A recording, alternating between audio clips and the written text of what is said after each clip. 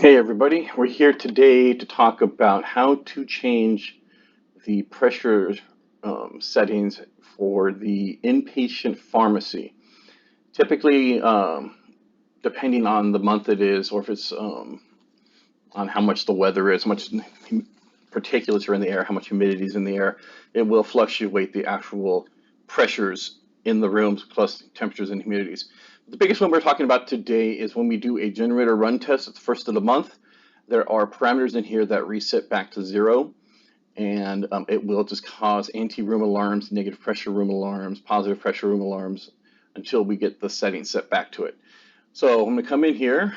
So this is going to be the first floor of the hospital tower. We're going to come into 25 or 1205A, B, or C. It doesn't really matter. Just click on one of these. It's going to pull you into where the fan control unit sits in the ceiling. Is where all the humidity, air, and flow controls set up already. But what we're looking for is this button right here, price valves at the bottom of the page. We'll be clicking on this. So this will specifically relate to generator runs. When we have a generator run, we have on here offsets built into all of the rooms. So you have an offset here, you have airflow offsets here, airflow offsets. These are here to help make life easier for us so we don't have to physically go to the actual controls in those rooms and manually change all the airflow settings for each one. Because when you make a change to one, typically over there, you have to make a change to all three or you'll throw off the air balance.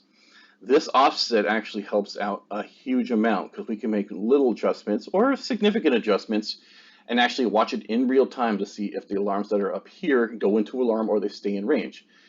As you see right now, I did this a couple of days ago. I changed the offsets for the negative room pressure.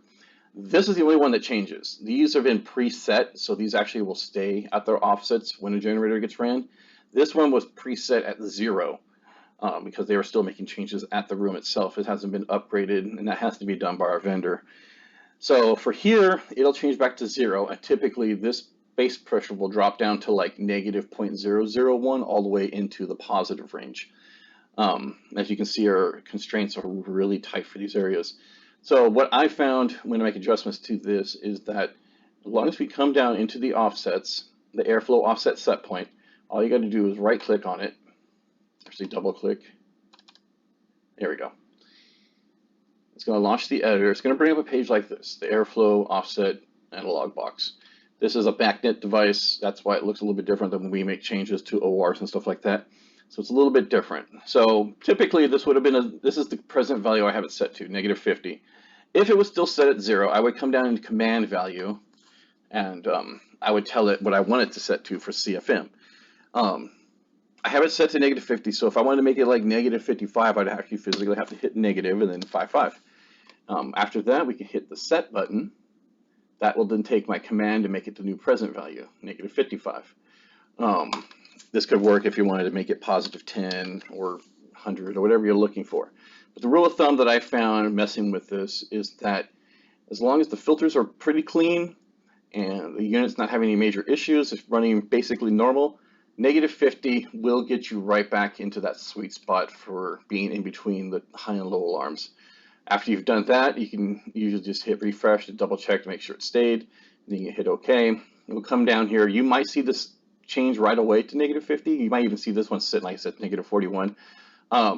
Over there, the controls actually are really quick. It's just the refreshing of this page is really slow. So it might be like overshooting a little bit or undershooting. It's kind of fluctuating, but you just don't see it on this side of it. But rest assured, as long as you've made this change up here, and starting at negative 50 is a really good starting point, and you can go plus or minus 10 or 15 CFM at a time to get a better range or better tied in. But as you're looking at this, you can see everything sits right in range as it is. I'm sitting dead in the middle of the hazardous room. The anti room's right in the middle at 32. And this one's sitting just above negative 0.1, which is perfect for us. So that's basically how you would set all this, and you can actually come back. This should clear all the alarms. They all should stay normal as long as they're not walking in and out of the rooms.